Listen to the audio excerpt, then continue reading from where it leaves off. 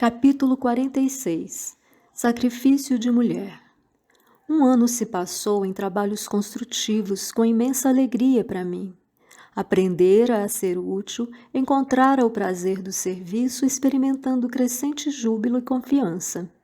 Até ali não voltara ao lar terrestre, apesar do imenso desejo que me espicaçava o coração. Às vezes intentava pedir concessões neste particular, mas alguma coisa me tolhia. Não recebera auxílio adequado, não contava ali com o carinho e apreço de todos os companheiros. Reconhecia, portanto, que se houvesse proveito, de há muito teria sido encaminhado ao velho ambiente doméstico. Cumpria, pois, aguardar a palavra de ordem. Além disso, não obstante desdobrar atividades na regeneração, o ministro Clarencio continuava a responsabilizar-se pela minha permanência na colônia. A senhora Laura e o próprio Tobias não se cansavam de me lembrar esse fato. Por diversas vezes tinha defrontado o generoso ministro do auxílio e, no entanto, mantinha-se ele sempre silencioso sobre o assunto. Aliás, Clarencio nunca modificava a atitude reservada no desempenho das obrigações concernentes à sua autoridade. Apenas pelo Natal, quando me encontrara nos festejos da elevação, tocara levemente no assunto, adivinhando-me as saudades da esposa e dos filhinhos.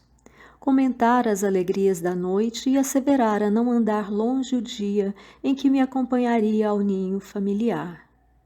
Agradeci comovidamente, esperando cheio de bom ânimo.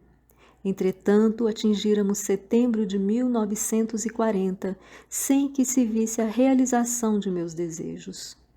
Confortava-me, porém, a certeza de haver preenchido todo o meu tempo nas câmaras de retificação com serviço útil. Não descansara. Nossas tarefas prosseguiam sempre sem solução de continuidade. Habituara-me a cuidar dos enfermos, a interpretar-lhes os pensamentos. Não perdia de vista a pobre Elisa, encaminhando-a de maneira indireta a melhores tentames. À medida, porém, que se consolidava meu equilíbrio emocional, intensificava-se-me a ansiedade de rever os meus. A saudade doía fundo. Em compensação, de longe em longe era visitado por minha mãe, que nunca me abandonou à própria sorte, embora permanecesse em círculos mais altos. A última vez que nos avistáramos, ela me disse que tencionava cientificar-me de projetos novos. Aquela atitude maternal de suave conformação nos sofrimentos morais que lhe feriam a alma sensível comovera-me profundamente. Que novas resoluções teria tomado? Intrigado, esperei-lhe a visita, ansioso de conhecer-lhe os planos. Com efeito, nos primeiros dias de setembro de 1940, minha mãe veio às câmaras e, depois das saudações carinhosas, comunicou-me o propósito de voltar à terra. Em tom afetuoso, explicou o projeto, mas, surpreendido e discordando de semelhante decisão, protestei. Não concordo. Voltar a senhora à carne? Por quê? Internar-se de novo no caminho escuro sem necessidade imediata? Mostrando nobre expressão de serenidade, minha mãe ponderou. Não consideras a angustiosa condição de teu pai, meu filho? Há muitos anos trabalho para reerguê-lo e meus esforços têm sido improfícuos. Laerte é hoje um cético de coração envenenado. Não poderia persistir em semelhante posição sob pena de mergulhar em abismos mais fundos. Que fazer, André? Terias coragem de revê-lo em tal situação, esquivando-te ao socorro justo? Não, respondi impressionado. Trabalharia por auxiliá-lo, mas a senhora poderá ajudá-lo mesmo daqui. Não duvido. No entanto, os espíritos que amam verdadeiramente não se limitam a estender as mãos de longe. De que nos valeria toda a riqueza material se não pudéssemos estendê-la aos entes amados? Poderíamos, acaso, residir num palácio relegando os filhinhos à intempérie?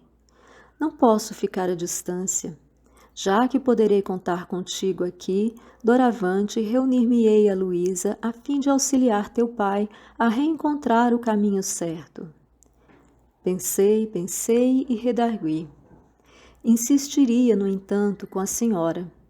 Não haverá meios de evitar essa contingência?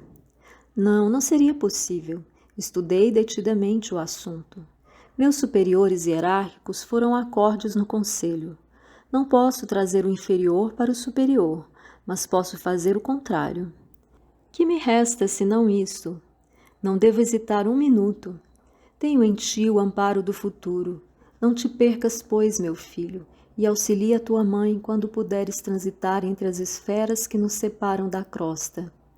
Entre mentes, zela por tuas irmãs, que talvez ainda se encontrem nas sombras do umbral, em trabalho ativo de purgação.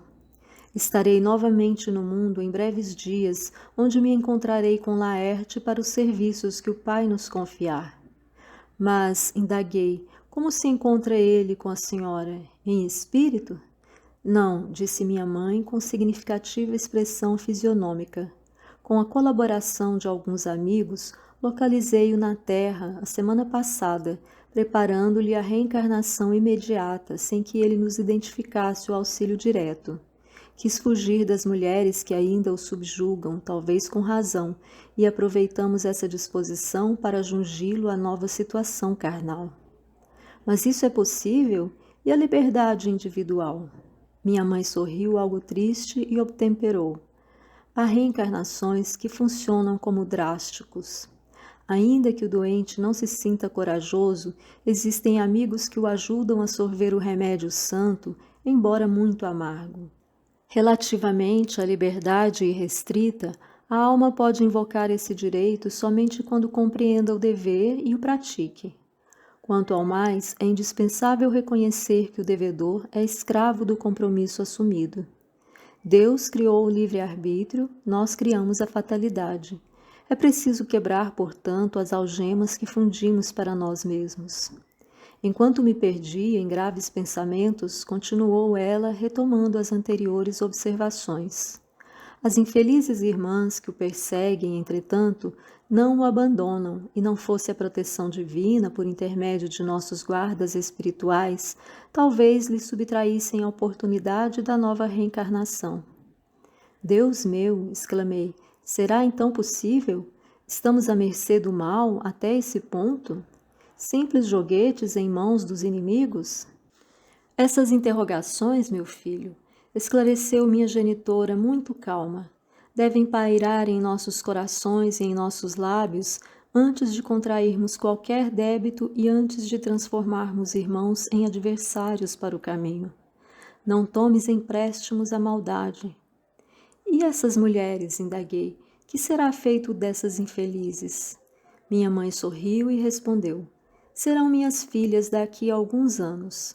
É preciso não esqueceres que irei ao mundo em auxílio de teu pai.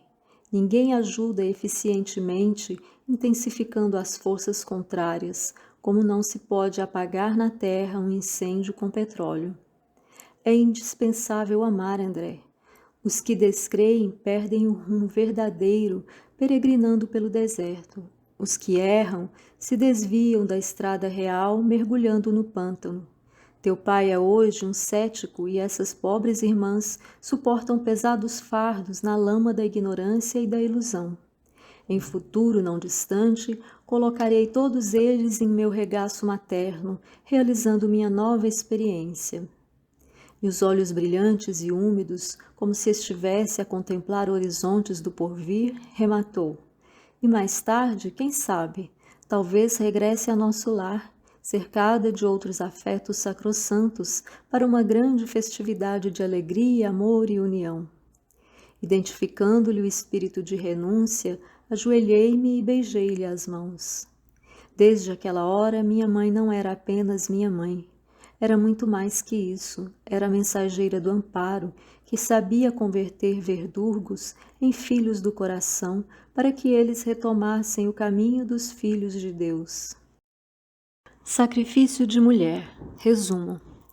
Aqui, André Luiz conta sobre um ano de intensos trabalhos construtivos em nosso lar, onde aprendeu a ser útil e a encontrar prazer no serviço. A saudade de sua família na terra o perturba, mas ele percebe que ainda não recebeu permissão para voltar ao lar terrestre. Sua mãe o visita e comunica a intenção de voltar à Terra para auxiliar seu pai, Laerte, que está em situação difícil com o coração envenenado pelo ceticismo. André discorda dessa decisão, sugerindo que sua mãe possa ajudar Laerte mesmo de nosso lar. No entanto, ela explica que sua presença física é necessária para auxiliá-lo a encontrar o caminho correto novamente. Sua mãe destaca a importância de estender a mão para auxiliar os entes queridos, mesmo que isso signifique enfrentar os desafios e os deveres da reencarnação. André também se preocupa com as mulheres que perseguem seu pai, e sua mãe revela que essas mulheres serão suas filhas em uma futura encarnação. Ela reforça a importância do amor e da crença em Deus como caminhos para a verdadeira felicidade e união. Comovido pela renúncia e amor materno, André reconhece que sua mãe não é apenas sua genitora, mas uma mensageira do amparo, capaz de transformar adversários em filhos do coração. Assine nosso canal, compartilhe, ajude-nos a divulgar esse trabalho.